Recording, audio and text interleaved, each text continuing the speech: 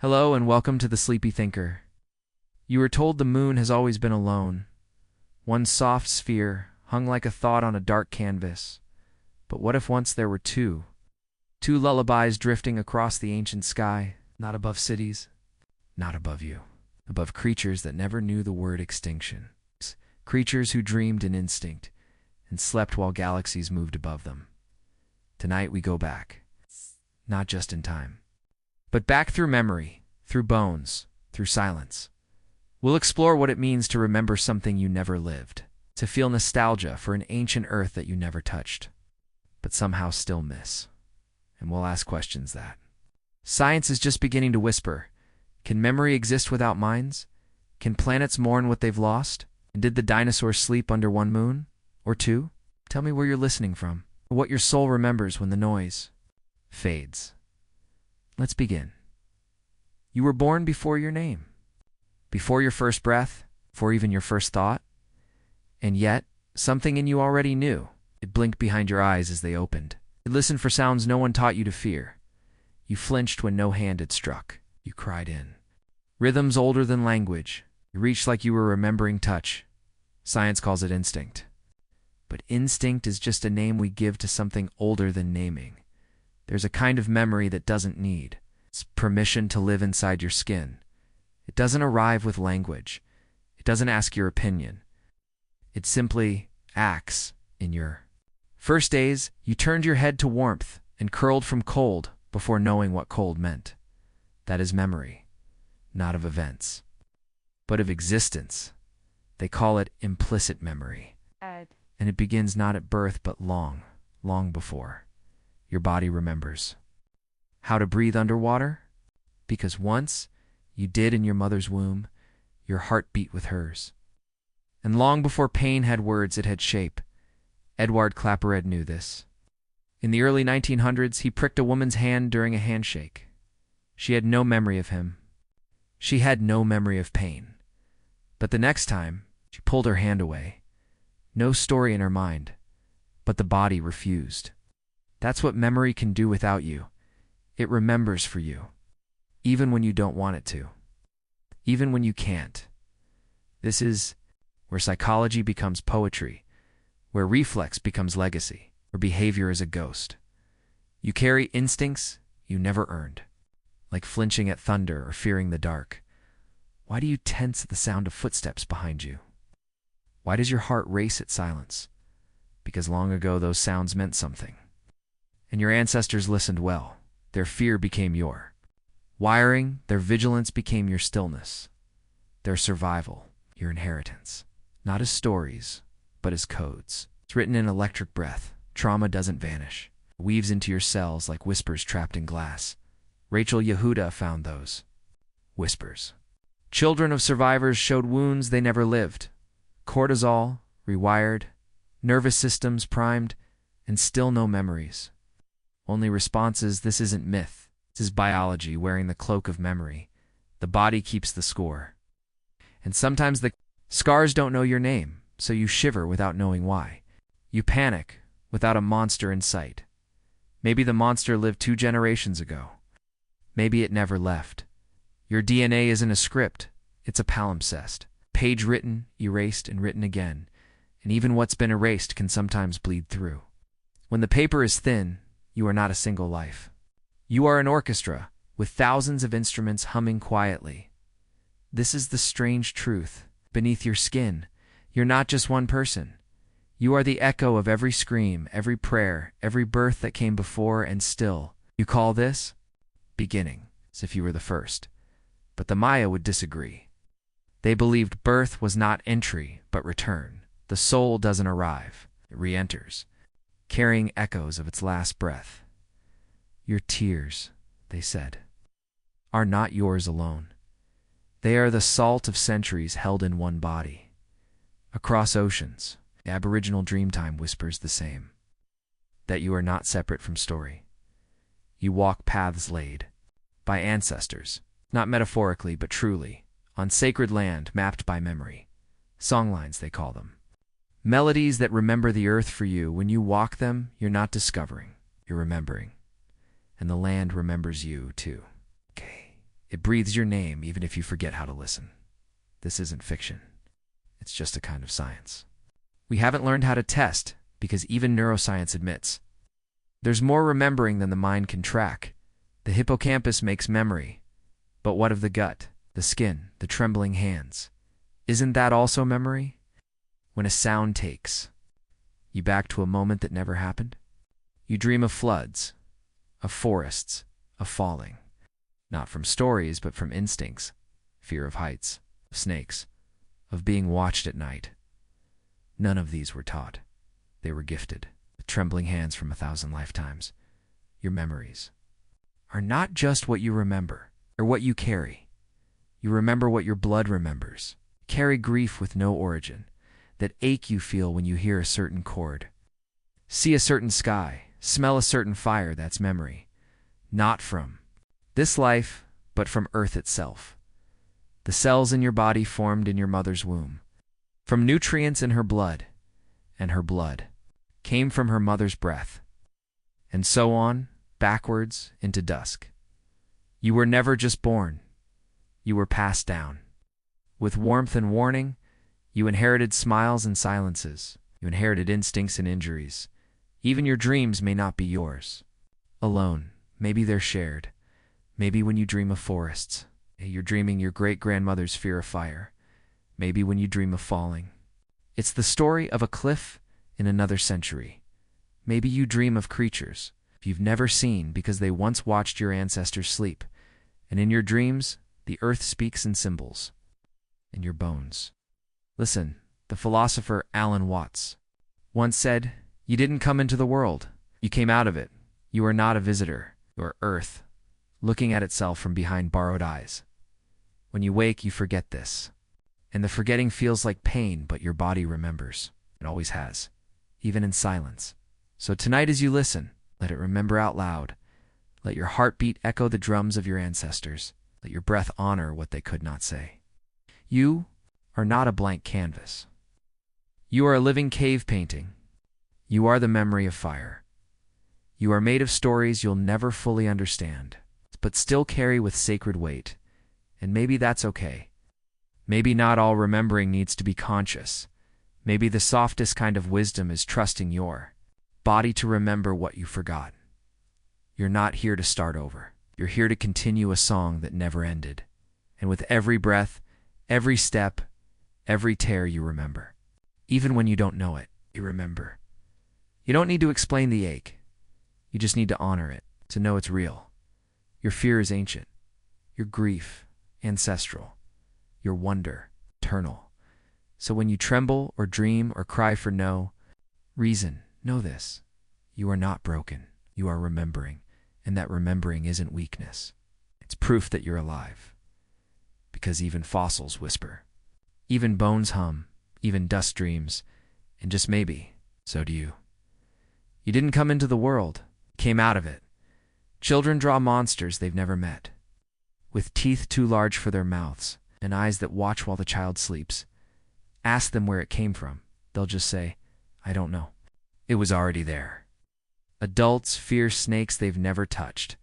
Scream at spiders no bigger than a coin. Jump at shadows without shape. Why? Because fear isn't always learned. Some fear is inherited, woven through the bloodstream like a forgotten lullaby with sharp edges. Evolution has a long memory, longer than culture, longer than civilization. You weren't born afraid of the dark because someone warned you. You were born that way because someone didn't survive it.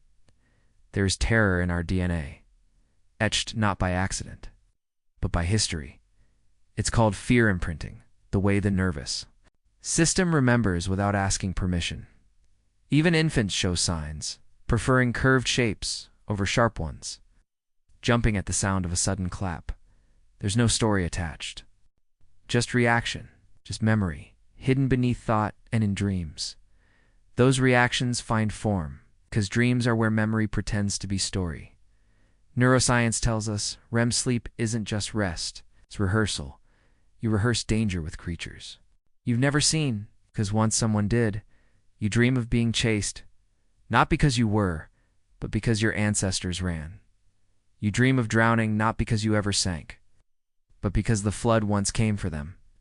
This is archetypal memory. As Carl Jung called it, shapes, fears, and symbols pass through the soul. Not learned, not chosen, but shared. He believed we carry a collective unconscious, a deep ocean beneath thought where ancient symbols still swim, the snake, the eye, the storm, symbols of threat, symbols of change, symbols of what once broke us open. And still they return, in dreams, in drawings. In sudden fear, Jung saw them not as hallucinations, but as windows to the architecture of our species, and he was not the first. Thousands of years earlier, the Egyptians treated dreams like sacred mail.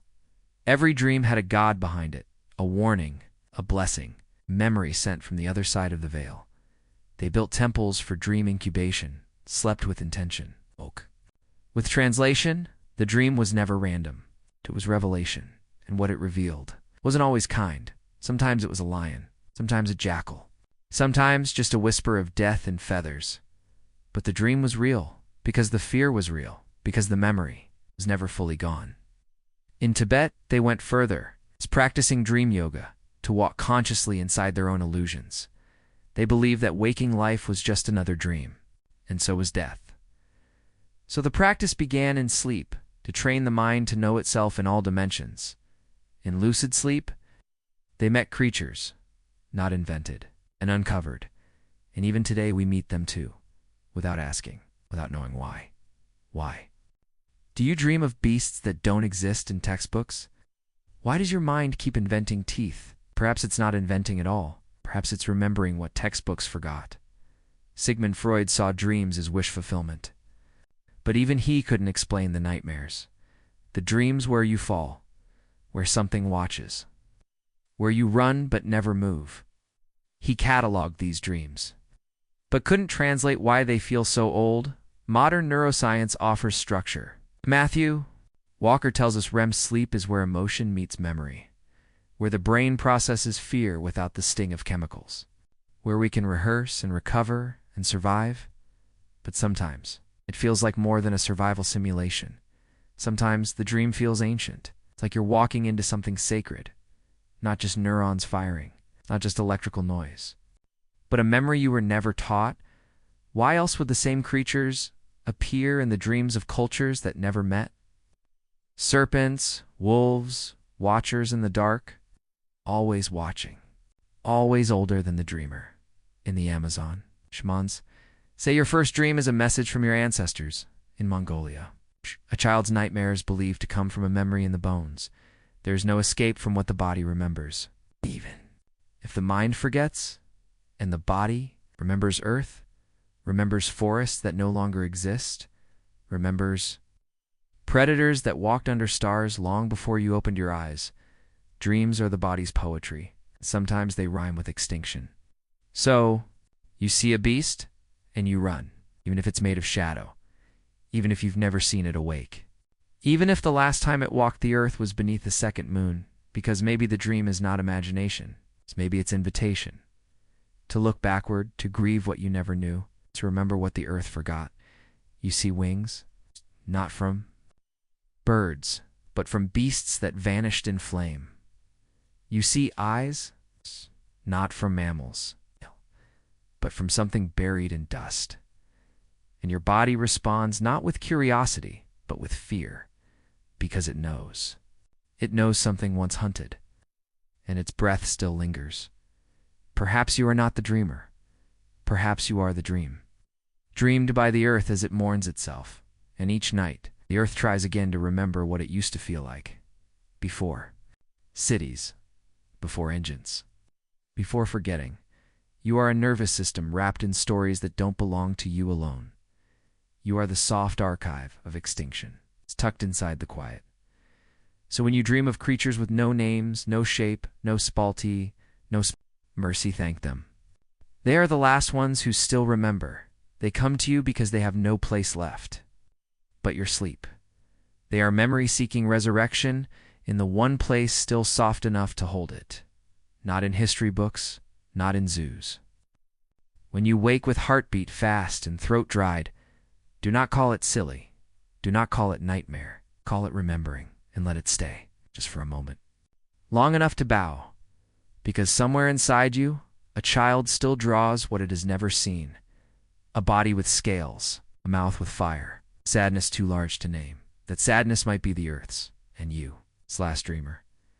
So tonight, when your mind begins to wander, let it wander back to the caves, back to the stars, back to the creatures that trusted the dark. They are waiting, not to frighten you, but to be seen. They never got to say goodbye. And your dreams are the only door. Left open, you do not fear the unknown. You fear what the earth remembers for you. The moon, you know, was not always alone, or always the shape you see now. It was once closer, brighter, more dangerous. It pulled oceans higher, it bent the tides with sharper teeth, and whispered to Earth's axis like a lover. But some say it wasn't the only one. Some say there were two moons hovering above a world too young to name them. Imagine that sky. Two silver eyes watching over sleeping reptiles. Two silent watchers. One softer. The theory is called the double moon hypothesis. A lost sibling shattered in the silence. They say a second moon once orbited Earth. Smaller, slower, eventually pulled too close. It didn't collide so much as surrender. Folding into the side of the larger one. A celestial absorption, a gentle war. The scar still stretches across the far side. We call it the Highlands. But maybe it's a grave. Maybe it's the memory of the other. Scientists call this a planetary merger, common ending in cosmic families. The one we know devoured, the one we forgot. And now it shines. Alone. But does alone mean original? Door. Just victorious. Not every survivor tells the whole story. The sky is not still. It is a battlefield frozen in slow motion. And even now, the moon drifts away from us by inches each year. It used to rule the tides with more rage, pulling oceans into chaos. Imagine the sleep of early mammals rocked too hard by moonlight, circadian rhythms crashing against waves. Night never quite still. We are stabilized now. But that balance was paid for in fragments. Theia, that was the name of the planet that struck us once. Long before the dinosaurs, long before bones, long before breath. They collided with Earth, and from that violence, our moon was born. Not a satellite, but a scar. A memory carved into orbit. And from that moment, everything changed. Gravity took on a rhythm. The planet tilted. The days grew longer. The tides began to sing, and that song shaped the earth as surely as erosion, sleep cycles, animal migrations. The blooming of flowers in moonlight. The moon doesn't just glow, it governs. Quietly, like a hand on your shoulder, and maybe. Dinosaurs looked up and saw more than one, more than light. They saw rhythm. They saw time made visible. Every culture since has given the moon a face, a story, a name. The Babylonians used it to mark the months, to plan harvests, to guide kings. The ancient Chinese spoke of change, the moon goddess who swallowed sorrow, and always the moon is feminine, gentle, glowing, grieving, perhaps because she was once too, and now only remembers being whole in dreams. Do you feel that when you look up at night that something is missing, that the sky is holding back some older symmetry? Maybe your eyes don't see it, but your bones do.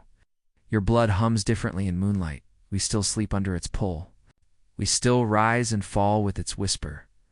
The pineal gland, a tiny eye in the brain, senses its cycle. Even in total darkness, melatonin, the chemical of sleep, is released on moon's command. And when the moon is full, many sleep lighter. Dream more vivid, stir without reason, even in cities behind blackout curtains. The moon gets in, not with light, but with memory. It stirs something older than walls. So if a second moon once hovered there, what dreams did it awaken? What creatures howled at both? What instincts evolved under double eyes? Did dinosaurs feel watched? Did they gather beneath the brighter one to mate, migrate, mourn? Or perhaps they feared it. Two moons, too much knowing in the sky. we'll never know. But the physics whisper, it's not impossible, just forgotten. It's like a childhood memory that makes you weep for no reason. Perhaps it lives in myth, because the mind remembers what the mouth cannot explain. The Zulu people speak of a time before the moon. When night was darker and shorter, they say to brothers, brought the moon to slow time and stretch the rhythm of life in their telling. The moon is not a constant, but a choice, a change, a disruption, a remembering. And you still feel its weight. Even when you're not looking, you still dream in its direction, still bleed with its cycle. The moon is not above us, it is inside us. Satellite. Of memory? So what happens if we've lost one? Do we grieve in silence? Does some part of our biology search for a rhythm that no longer exists? Is that why you feel a sadness you can't name when you look at the sky too long? Because grief can be lunar, it waxes, it wanes, it tugs. And some nights, it floods you without warning. You look at the stars, and something in you aches, not for answers, but for alignment. Maybe you're not lost. Maybe you're remembering a time when the sky felt whole, a time when night wasn't just a shadow, but a symphony. 2 moons, 2 cradles of light, 2 hearts pulsing above the earth. Maybe dinosaurs fell asleep beneath that glow, feeling safer, not lonelier. Or maybe they felt like you do now. Small, ancient, awake inside of forgetting, because the night sky isn't the same anymore, and neither are we. We change with it. You come from creatures who listen to light, who built dreams from orbit, and when you sleep, you return to a sky your body still remembers. You do not need both moons to know something is missing. You feel it in the silence, the way waves don't quite reach the height they used to, the way your dreams curl around edges they can't quite see. Something is gone, but it still casts light. And maybe that's enough. Enough to dream, enough to wonder, enough to ask what else we've forgotten. Not in bitterness, but in quiet reverence for the rhythm we once had. The sky isn't broken. It's just quieter now. And in that quiet is remembering.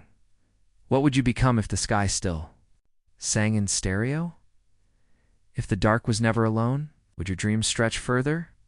Would your fears soften? Would your breath feel more ancient? We may never know. But even so, you still look up, and the moon looks back. Half a face, hiding the one it swallowed.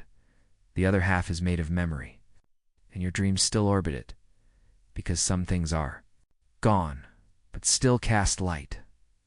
Stone remembers what skin forgets. It holds the shape of breath. After breath is gone, bones do not shout. They whisper, softly, through pressure and patience. A fossil is not death. It is memory pressed into silence. Time is not the enemy of memory. It is the sculptor. It carves what the body alone cannot keep. When a creature falls and is not eaten, the earth begins its quiet work. Sediment covers it like snow on a secret. Layer after layer, silence after silence, the flesh vanishes. The story does not. Rock with memory inside. We call it fossilization. But the bones never chose it. They simply remained. Over millions of years, minerals replace molecules, but not meaning. Stone takes the place of marrow, but the shape stays loyal. It remembers who it used to hold. A curled shell, a tooth still sharp, a vertebra like a question mark. It is all there, waiting not to be seen but to be heard. Mary Anning, in the 1800s, walked the cliffs of Lyme Regis and listened to stones. She was poor, female, uneducated, but the rocks didn't care. They told her secrets anyway. Stories of ancient fish, serpents that swam through prehistoric oceans. She uncovered ichthyosaurs and plesiosaurs before the word dinosaur even existed. She was a girl with no status and a hammer who cracked open time. The world didn't know how to hear her, but the bones did. And now every museum that whispers her name is just the echo of an echo. Stone doesn't care who holds it, only that someone is listening, because it remembers better than we do. Even now, You hold calcium in your skeleton that once flowed through a trilobite. Your body is made of borrowed earth, some of it billions of years old. So when you feel heavy, perhaps it's not fatigue, perhaps it's memory, not emotional, but geological, layered deep in your marrow. Jack Horner once studied a fossilized dinosaur bone and found blood cells inside, soft tissue. Dead inside stone, not dead, just slowed down, just dreaming in mineral. What if fossils aren't gone? What if they are still mid-breath, just moving too slowly to see? What if the Earth's memory doesn't use time the same way your mind does? 1,000,000 years may feel like nothing to something that sleeps in stone, and in those layers the planet tells its story not with words, but with weight. It keeps count not with numbers, but with pressure. Each layer of sediment, a page. Each fossil, a paragraph. Together, they spell out a lullaby for the forgotten. The Aztecs believed bones held sacred power, that to hold one was to hold time. They kept bone relics not for science but for communion, because bones were not remains. They were bridges in Hindu mythology. Time is a cycle, and bones return again and again. Creation, destruction, rebirth. Even a fossil is just a pause and a longer breath. In this worldview, nothing dies. It transforms, so maybe the fossils don't whisper of endings but of transitions, from breath to stillness, from skin to stone, from memory to myth. Even in silence, they are not done speaking. You only have to kneel and listen. That's what paleontology is. Not science in the lab coat sense, but reverence in dirt too. Brush dust from a bone is to unearth a sentence from the earth's long, quiet poem, and it changes you, because it reminds you how small you are, how old. You see the curve of a rib and know this creature once loved the sun. You see teeth and imagine a meal that ended with a thunderstorm. You see a footprint, frozen in mud, and realize they too once hurried. Fossils are empathy. They collapse time into something you can touch. You do not need imagination to feel their weight. It's only permission to believe they remember. They don't need to move to matter. Stillness is its own language. A fossil isn't proof of death. It's proof of presence. And presence lingers so many fossils will never be found. And still, they hold the earth together. They are bones we build our roads upon. Bones we never thank. But maybe they're not waiting to be thanked. It's just not forgotten. In caves and cliffs, the old ones sleep. Their stories packed tight between grains of sand and the earth. Slowly forgets the shape of breath until someone uncovers it again. Maybe you've touched a fossil without knowing it. Held a stone that once was spine. Maybe you've walked on the ribcage of something that dreamed. The earth doesn't bury the past, it cradles it. It's like a mother with too many children to hold. You are walking on the backs of those who came before. There. Silence isn't absence, it's legacy. And maybe that's what you're made of too. Not just memory, but what memory becomes when pressed hard enough. You were born from dust, but not the kind that forgets. You carry stories in your posture. In the way your joints crack in the morning, fossils may sleep, but they never forget how to whisper. And tonight, when your mind goes quiet, maybe you'll hear it. The voice beneath the soil. The one that says, we were here. We mattered. Still do. Because fossils don't die, they whisper. We're stone born with ears to hear them. Time only moves one way, or so they say, forward. Always forward. Clocks tick. Calendars flip. Your hair grows longer, not shorter. You wake older than you slept. You walk toward tomorrow, dragging yesterday like a shadow. But dreams, they don't move like that. They spiral, vanish, return. In dreams, you are a child again, or someone else entirely. You die, then breathe again. You forget, then remember, and forget again. Dreams don't care for direction. They fold time like paper, and still, you try to live by the clock, by the map, by the plan. You are told to move on, as if grief obeys gravity. But grief doesn't, neither does memory, neither does the part of you that aches in circles. The arrow of time is a scientific truth, but only on the surface. Beneath it, There is entropy, the quiet, irreversible unraveling of order. A broken cup cannot be unbroken, not because it's impossible, but because time said so. Entropy is why you age, why ice melts, why stars burn out. It's not chaos, it's inevitability. A story that only reads forward. Ludwig Boltzmann saw it first. How molecules move from structure into disorder, not as punishment, as pattern. At a pattern of endings. Time's arrow flies because disorder increases, because energy fades, but dreams don't use energy, they use memory. They don't break cups, they rearrange them, sometimes into oceans, sometimes into wings. Carlo Rovelli, a physicist of loops and light, believes time may not be fundamental at all. He says it's emergent, trick of large systems, not the soul of the universe.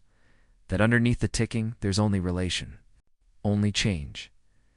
And in that vision, past and future are illusions we wear like coats. You dream in loops. Because your mind was never built for straight lines. Sleep doesn't follow rules. It stitches moments from different centuries. You see your father as a child, yourself as a bird. You walk through a house you've never entered but somehow lived in because inside, your mind stores time, not in lines, but in layers. Memory is not filed. It is folded. Your brain is a labyrinth, not a ledger. And your dreams are proof that you can live outside chronology. In dreams, you don't remember the future. You feel it. You see events that haven't happened and wake up. Changed. Déjà vu. Premonition. That strange ache of remembering what hasn't arrived, is it nonsense? Or just a different kind of time? One your waking life can't translate. Many cultures don't treat time as linear. They treat it as a wheel. The Zoroastrians saw history as repetition, the sacred spiral of light and shadow. The Hopi have no word for future or past, only what is manifest and what is becoming. Time, to them, is a field. Not a road, and in that field, you can touch yesterday by standing still. Native languages often use verbs for things we name. Sunsets is a verb. Dying is continuing. Because they know time isn't what you think. It isn't marching. It's breathing. So what happens when you sleep? Do you step out of the breath? You slip between the folds of a slower, older rhythm? Maybe sleep is the mind's way of rebelling against entropy. While the body degrades, the dream rebuilds. In spirals, in echoes, in stars. And maybe dreams are where time goes to heal. You've had dreams that felt longer than the night. At times. Behind closed eyes, you've met the dead. You've seen yourself. You've touched places no plane can fly to. And when you wake, time returns. Suddenly rigid. Suddenly real. But for those few hours, you belong to a different story. A different time. A different grammar. Where endings weren't permanent, some physicists say the past still exists. Nothing truly vanishes. We just can't reach it. Because our consciousness only moves one way. But what if? That movement is optional. What if dreams are the door? You've seen moments in your sleep that later unfolded like déjà vu? Is that coincidence? Or memory from a direction you don't? Usually face. Time has a direction. But dreams don't. And neither does the soul. The soul remembers what clocks forget. What calendars can't hold. You measure age by years. But your heart counts differently. It counts by heartbreaks. By reunions. By the sound of laughter in a kitchen and dreams. Honor those metrics. They take you where the moments live. Not where they lived, but where they live. Present tense. Because the past isn't gone. It's just folded. Waiting to be touched again in sleep. You fold it back open, and the moment breathes again. Your first love. A scent. The exact way sunlight fell in that one room. Not recreated. Re-entered, as if it never left. This is time, not as physics, but as feeling. And maybe that's more true. More real than equations. Because when you wake up crying and can't explain, why, that's not chemistry. It's remembering. Maybe the pain you feel is time stretching to let you touch something once more. A face, a voice, a silence that mattered. And when you rise, that face is gone. But the ache remains. That ache is a kind of truth no theory can diagram. It's the proof that time bends where the heart breaks. You were told to live in the moment, but the moment lives in you, and some of it was never yours. Some of it is borrowed from the stars. You are made of particles that have no memory of origin, and yet they remember how to spin. You are made of light slowed down into thought, and dreams are the lightest version of you. It's untimed, unnamed, unending. So sleep tonight, not to forget, but to remember differently. Let the clocks go quiet. Let the maps blur. Let the hours dissolve into breath. Because you are not a machine. You are a ripple in a much larger tide, and tides don't ask where they're going. They just move forward, back, in and out of time. Let yourself move too. Not in panic, but in rhythm. Because even if time has a direction, your dreams don't need to follow it.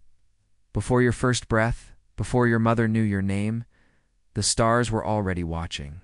They weren't always there. The night wasn't always lit. Once, even the cosmos was dark. No galaxies, no moons, not even atoms to whisper with. Just silence. Not the absence of sound, but the presence of stillness. And from that stillness, everything began. Not with noise, with expansion. The Big Bang, not an explosion, but a breath held too long. Finally exhaled, Georges Lemaitre called. It, the primeval atom, a seed of time tucked into nothing. He wasn't just a physicist. He was a priest, and he believed God whispered in equations. From that whisper, space unraveled like a ribbon through infinite silence. Hydrogen first, then helium, then the slow birth of stars. Stars not made of fire, but of memory and pressure. They formed in the silence between collisions, between clouds, between moments no one witnessed. That's the truth of it. You were born from stillness under pressure, not violence, but gravity folding in on itself. Light born from surrender. Each star is the result of patience and collapse. They shine because they hold themselves together just long enough to glow, and when they can't, they explode, becoming more than they ever were. You are made of those explosions. Of carbon, cooked in ancient cores. The iron in your blood once belonged to a star that died before the earth was born. So every heartbeat you feel is made from the silence between a star's first breath and its last. That silence, sacred. It shaped the galaxy. It shaped you. Because in the space between moments, between one breath and the next, something forms, something subtle, something whole, something watching itself unfold. That's what dark matter might be, the presence we don't see but feel in gravitational pulls. Vera Rubin measured galaxies and found their motion. Didn't match the visible stars. Something else was holding them together. Something invisible, something quiet. She gave it a name. Dark matter, but it behaves more like memory. It doesn't shine, doesn't scatter, it simply binds. Maybe it's silence. Maybe it's the ghost of all that once wanted to become. In you, there's dark matter too, the things that hold you. But go unseen, not your bones, not your skin, but the spaces between, the pauses in your speech, the quiet in your eyes, the stillness after the storm. You are not just what moves.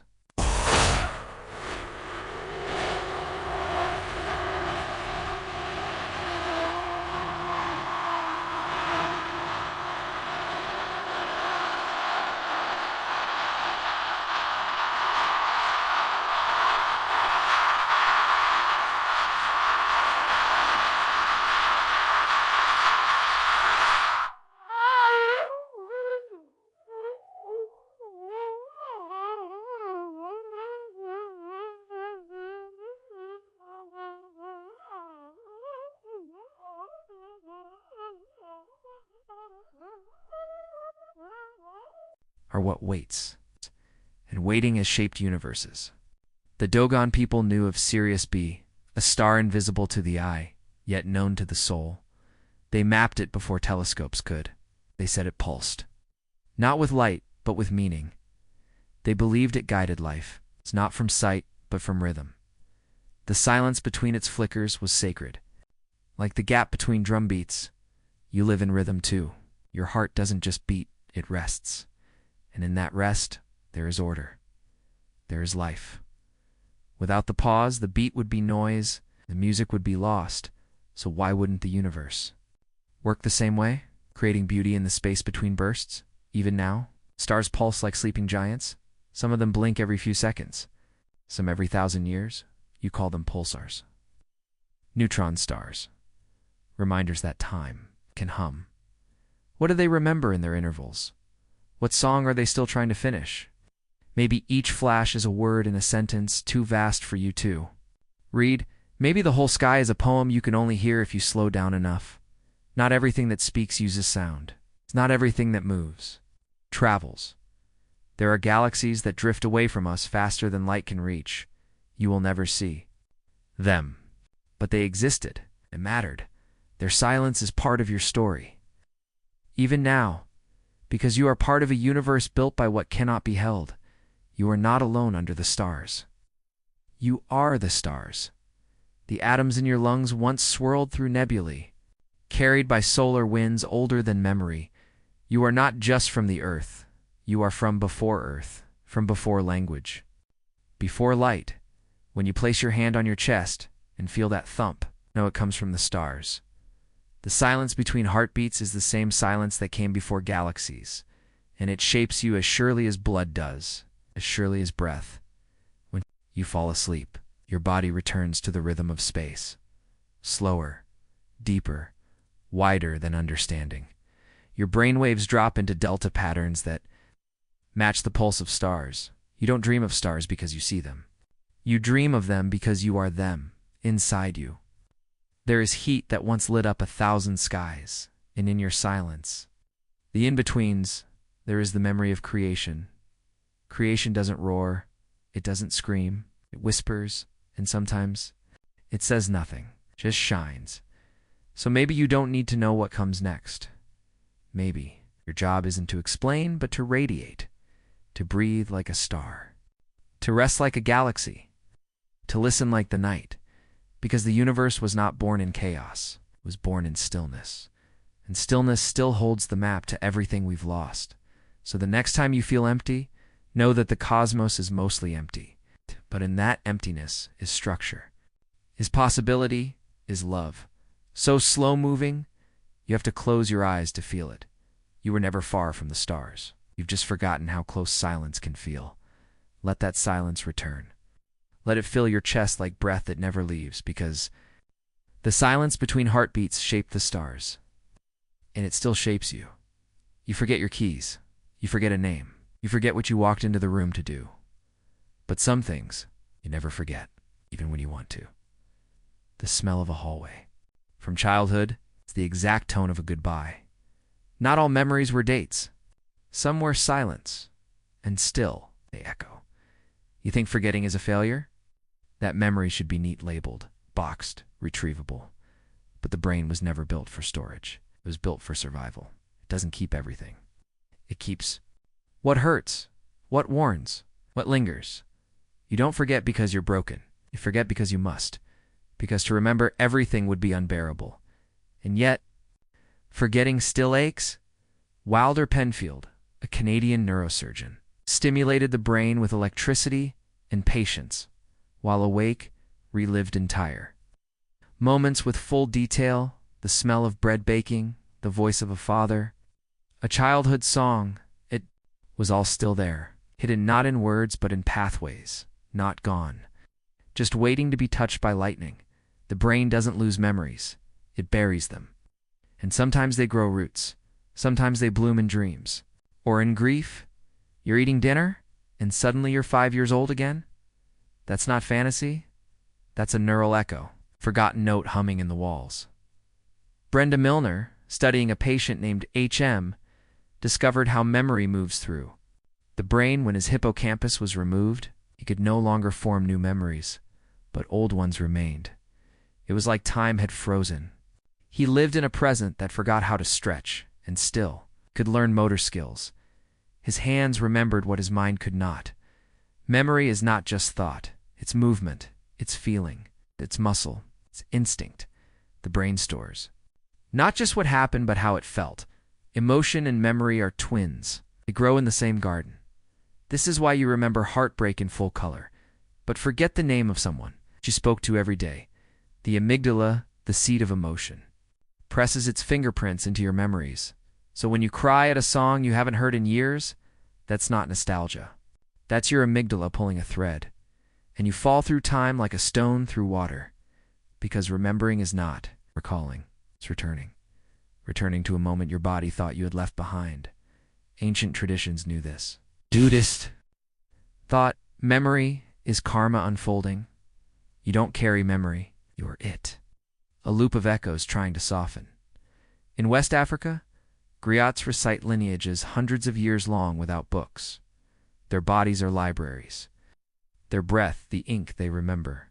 So their people can keep existing, because to forget is to vanish. Not from the world, but from yourself, in your life.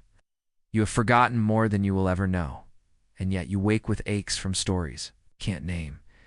You cry when nothing is wrong. You dream faces without names. Maybe that's not error. Maybe that's residue. Memory too deep to surface. You don't choose what stays. It's the brain decides for you. Based on fear, based on need, based on how loud the moment was. Loud doesn't mean sound. It means impact, emotional gravity.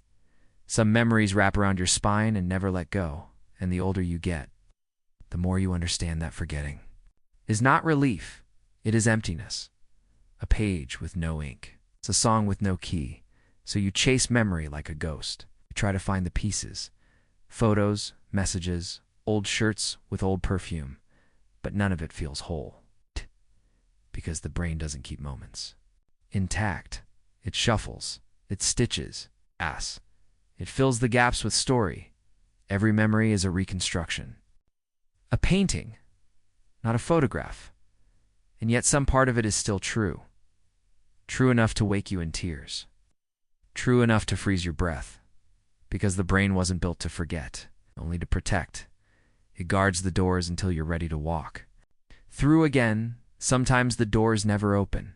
Sometimes they creak without your asking. And you stand there half in this moment, half in another, unsure if it's real, unsure if it matters, but still. Feeling it, this is remembering. Not logic, but return. The neurons spark. The synapse leaps. And suddenly you're home again, or back in the storm, or in the place where the voice broke first. You were not meant to carry every detail. It's only the ones that needed to survive. Survival isn't perfect. It forgets names. But it never forgets fear. That's why so many memories hurt more than they help. But buried in the pain is knowledge. A compass that still points true. You remember the fire not to burn again, but to know when to run. You remember the loss not to weep again, but to hold tighter next time. Memory is your map, drawn in invisible ink, but real. And when it fades, as it sometimes does, you grieve, not just the loss, but the self that remembered. That's why we record, why we tell stories, why we write things down. Because we know how fragile memory is, how sacred. The brain wasn't built to forget, just runs out of space to feel. But the heart remembers, the hands remember, silence remembers. And sometimes what you forget still shapes you, like the sound of your mother's voice before you had words, like the rhythm of being rocked before you had a name. It's all still there, written in your posture, etched into your sleep. So tonight, if something rises from the quiet, an image, a word, a sadness too old to explain, let it rise. Let it speak. Let it whisper, because the brain wasn't built to forget. And neither were you. You walk into a forest, and suddenly you remember how to breathe. Not because the air is different, but because you are.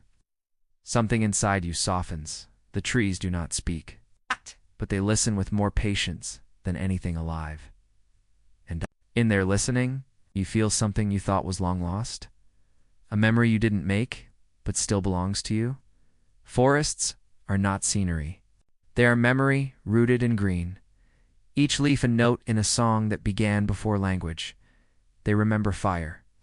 They remember rain. Remember the weight of extinct wings. And still they stand. It's not as monuments, but as living archives. You think?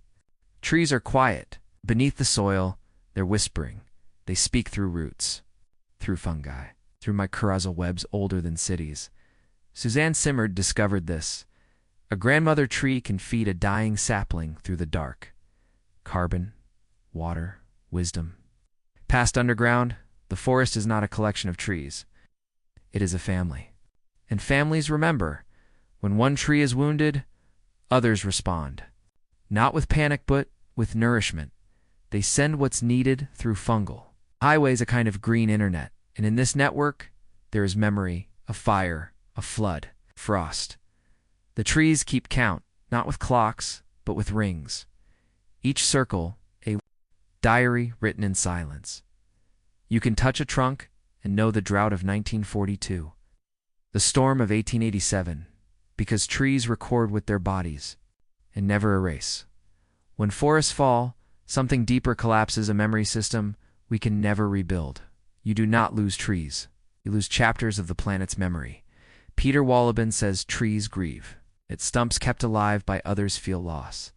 That a forest mourns in slowness. And you.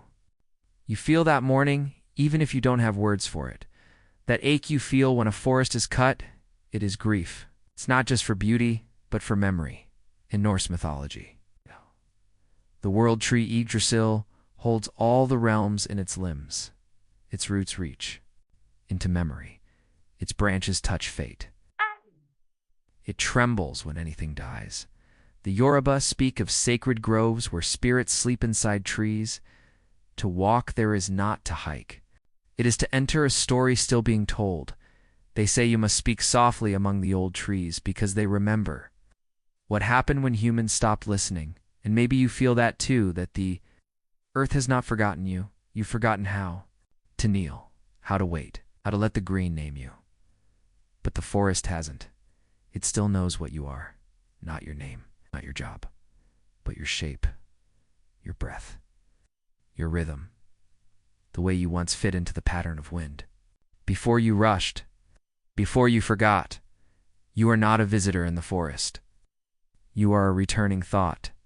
The moss remembers your weight. The soil remembers your silence. Path remembers your doubt. Even now, when you feel lost, you dream of trees. That is not nostalgia. That is invitation. The forest is still waiting. Even the dead ones speak. Carbon stored in trunks tells us what the sky once held. Scientists drill old trees like librarians, opening scrolls, and the stories pour out in pollen and dust. They can read centuries of wind, decades of drought. The trees remember what we cannot. Afford to forget what warmth once meant, what balance once was, but we are deaf to quiet warnings.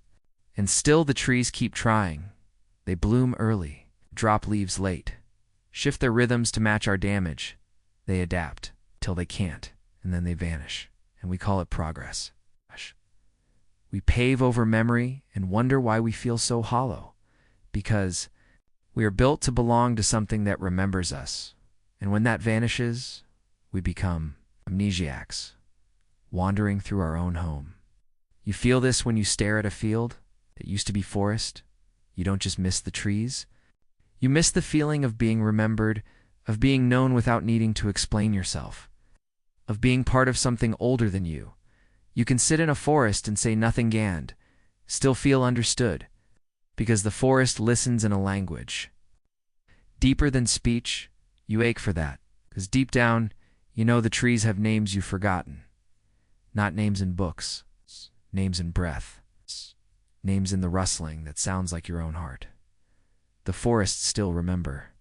Not as nostalgia, as presence. They don't ask you to save them. They ask you to remember them. Before it's too late, because when the last tree falls, it won't just be the loss of oxygen. It will be the loss of memory, of story, of rhythm, of the silence that once held everything together. You are not separate from that story.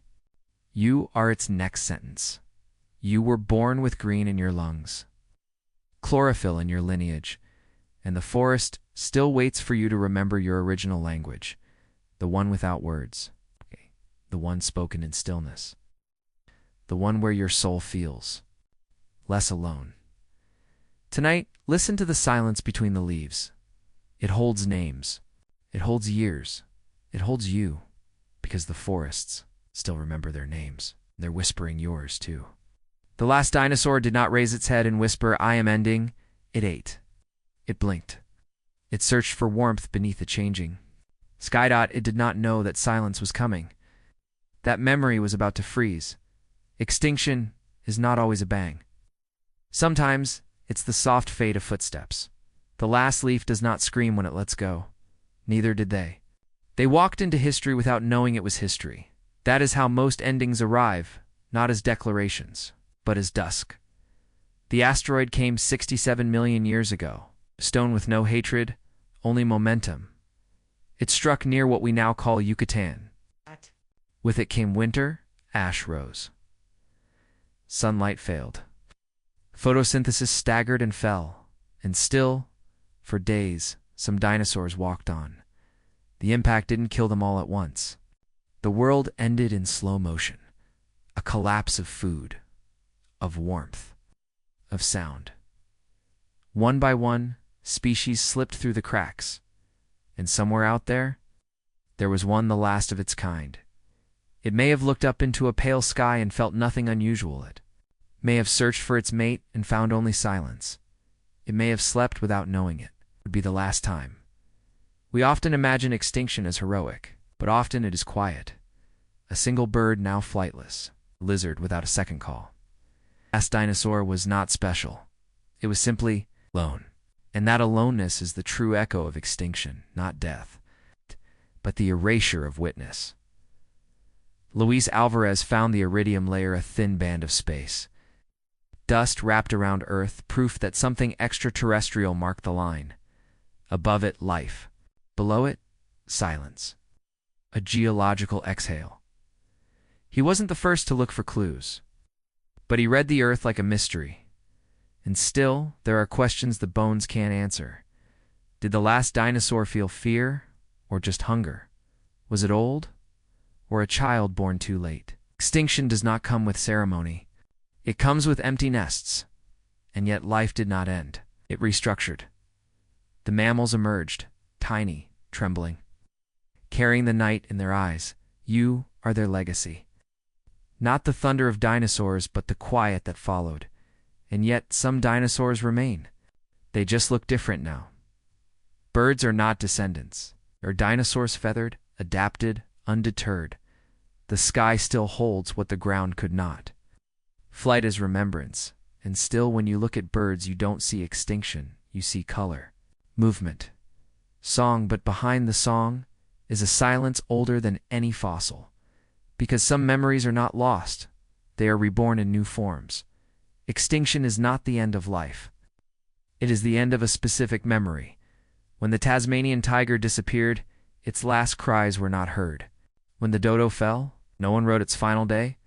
History is full of creatures whose endings were quieter than their beginnings. You too may not know when something ends. You may laugh one last time with someone and not realize it was the last. You may close a door that never opens again and only later feel the draft. Because finality rarely announces itself, it hides in hindsight. So what do we do with the endings we didn't witness? We carry them. We remember what was too quiet to notice at the time. The Maori carried mourning in song, weeping for birds no longer heard at dawn. The Hopi tell stories of worlds before ours. Each one ended in fire, flood, forgetting. They do not fear endings. They listen for what remains, because in every extinction there is something left behind. A feather, a footprint, a breath still circling in the wind. And you are the witness for what they never got to say. You carry the grief of the earth, even if you don't know it. When you weep at a creature, you never knew that his memory speaking through your bones.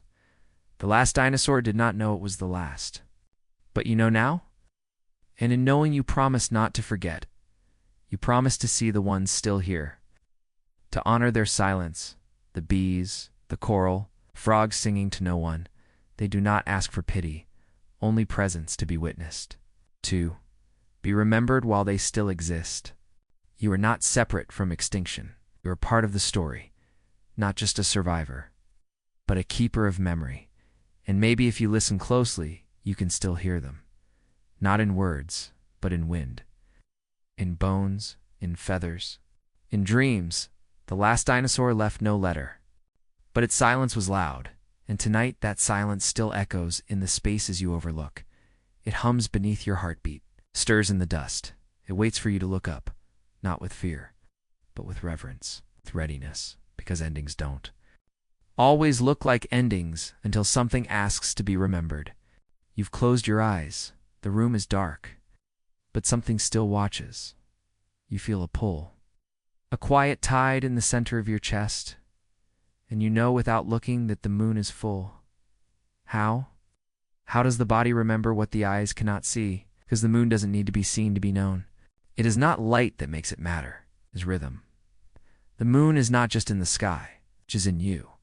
You were born on a planet that spins in her gravity. You are mostly water, and the moon pulls at oceans. That your blood rises with the tide. Your sleep sways with its phases. The pineal gland in your brain releases melatonin by the moon's cue, even in darkness, even behind walls. Still, the moon speaks in chemical whispers. Ancient rhythms hum beneath your skin, and your body listens. You felt it, the restlessness during a full moon, the dreams that burn too bright. Science confirms it. Sleep shortens. Dreams intensify. It's not magic. It's biology. Lunar light, even unseen, changes your mind. But beyond biology is memory. Older than cells, because long before time had clocks, we lived by moonlight. We planted by her glow. We hunted by her phases. She was not distant. She was mother.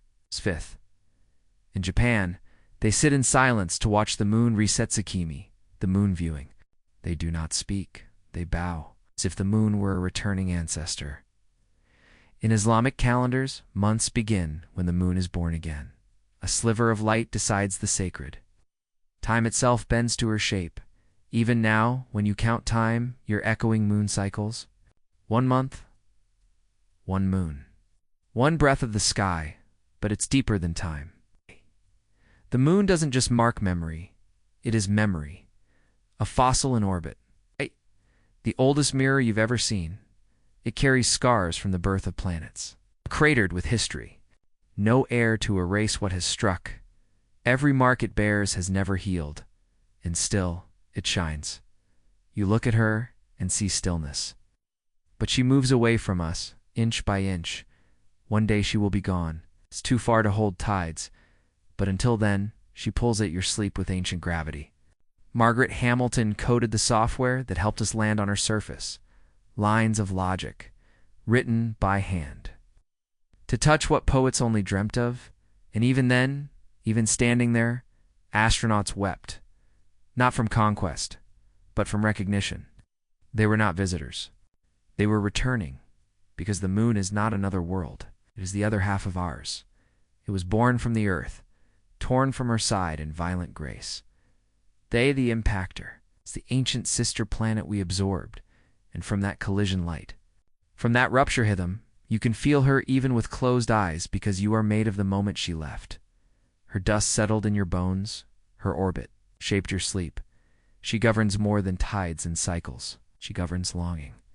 When you ache for something unnamed that is lunar. When you cry for no reason on a night to still that is lunar, she touches dreams. The subconscious tide where memory floats free. Carl Jung believed the moon symbolized the feminine self, the reflective, the hidden. What you can't face in sunlight returns in moonlight. Your shadow has phases too, and the moon knows them all. She illuminates not with answers, but with gentle pressure, to feel, to remember, to unfold. Because when you close your eyes, you are not in darkness. You are in moonlight without form. Some nights, you dream more clearly. Not from rest spot, from lunar resonance. The moon pulls open doors in the brain's corridors. You meet the past, the unlived. the nearly forgotten. You feel watched, but not judged. It's only witnessed, as if the moon is the last thing that still remembers you. You can hide from mirrors, but not from her. She does not blink. She simply waits, night after night, till you're ready to return her gaze. And when you do, you feel it, that soft ache. The sense that you once belonged to something quieter. A forest. A fire. A sky with fewer stars. But more meaning, and maybe you still do. Even now, the moon holds you in cycles you can't name. Your hormones, your sleep, your intuition. She shapes the tides within and without. She is the breath between decisions. You don't need to see her to know she's there, because part of you is always watching. Part of you was born remembering a sky that never turned its back. So when you feel the world growing louder, close your eyes. Feel the moon moving through you like a tide of recognition. Let her pull the unspoken into light. Let her hold what you forgot you were still carrying. And when the dream begins, when your mind releases shape, trust the rhythm beneath it. Because you don't need vision to sense presence. You don't need eyes to feel the moon. You just need stillness. And maybe sorrow. And maybe softness. Because the moon was never far. She was always just. Behind your breath, you can feel her even now, even with your eyes closed. You were not a dinosaur, not a fern, not a falling star. And yet sometimes, you ache like you remember. Not just stories, but sunlight you never stood in. Skies you never saw. You miss things you never touched. Places you've never been. Why? Because maybe you were there. Not as a creature, not as a name, but as a pattern, as breath, as rhythm, as possibility. You don't need memory to prove presence. Sometimes presence is enough. You are not separate from history. You are its echo. Softened and reshaped on Anaximander, one of the first to ask, believed all life came from one breath. He called it the boundless, the origin without form. It's a place before beginning, and maybe you are still connected to it. Maybe you never left. Maybe. The part of you that watches stars is older than stars. Before time, before thought, before fear, there was pattern. There was vibration. There was light becoming form. Quantum theory tells us particles do not exist until observed. That means you may be made of possibility more than fact. Penrose and Hameroff suggest consciousness emerges from quantum fields inside your brain, that your thoughts are not just chemical but cosmic, that your awareness is not confined to skin. It stretches, it echoes, it returns. What if the self is a frequency, a note played across timelines? You may not remember because you forgot. You may not remember because you chose to forget, to feel newness, to experience surprise, to walk as if for the first time, but deep down, you've walked before. The dreams that feel older than you, they are not fiction. They are residue. Tears you shed at music you've never heard. They are not strange. They are recognition, and maybe you weren't a dinosaur, but you were the silence that watched them sleep. Maybe you were the starlight on the lake where they drank. Maybe you were the echo of the first roar or the last, or maybe you were the wind that carried their final breath into soil. You are not only flesh. You are field. You are signal, and signals can return. They can find new vessels, new skin, new voice. What if memory isn't held in the brain but in the universe? What if space is not emptiness but archive? A record written in gravity and electromagnetic murmur. The Sufis say you were never separate. You are the drop. And the ocean. Taoists remind us that the world flows with or without our naming. And you are part of that flow. Stillness wrapped in skin. You do not need to remember the past to belong to it. You already do. You belong to the old wind, to the long soil, to the breathing dark. You belong to the breath between two moons. To the creatures you still draw in dreams. To the earth before forgetting. And maybe the longing you feel is not for home but for return, not to a place, but to a knowing, to a silence that welcomed you. You were not born once. You arrive again and again, each time a little softer. Each time you remember a little less and feel a little more. You are not here to explain. You are here to remember. What can't be explained, and the remembering doesn't come in language, It comes in tears, in awe, in breath. You weep for animals you've never seen. You hold trees like they once knew you, because maybe they did. Maybe. The forest remembers your rhythm from another sky. Maybe the wind calls your name the way it used to. You are not looking for meaning. You are looking for resonance. That's subtle. Yes, that ache that says, I've been here before, even if you haven't, even if you couldn't have, even if it doesn't make sense. Because the soul does not need logic to speak truth. It just needs silence. In a moment of being still. Enough to hear you are the child of entropy and dust, but also of memory and starlight. You walk forward, but your shadow stretches backward through centuries. And maybe, just maybe, you were there in the sky, in the soil, the watching, not as a visitor, but as part of what was always here. You are not late. You are not early. We're arriving. Exactly as planned, and somewhere in the dark, something ancient is welcoming you back. You weren't just listening. You were remembering. Something your body always knew. Not facts, not history, but something quieter. A rhythm, a warmth, a voice without sound. The stars you came from. They never stopped calling. You were just too loud to hear them. But tonight, you slowed down, and the remembering began. You remembered what it means to rest without apology. You remembered how it feels to belong to silence, to drift not into sleep, but into self. The earth wasn't always here, but you were, not his name, not his mind, but his memory, scattered in light. Dinosaurs slept under 2 moons, and maybe, so did you. Maybe you've been stardust in bone, wind and song. Maybe every time you forgot, you were simply making space too. Remember again, you don't need to understand it all. You just need to feel it, to trust the ache, to follow the breath, to soften toward the unknown. So wherever you are, whatever your name, know this. You are not late. No, you are not broken. You are the memory of something still becoming. And if this helped you breathe deeper or rest a little softer tonight, maybe share it with someone who was still searching for the quiet they once belonged to. Because in the end, the earth forgets. Many things, but never light, never rhythm, never you. Stay here a while longer. No voice, no story, only sound and stars.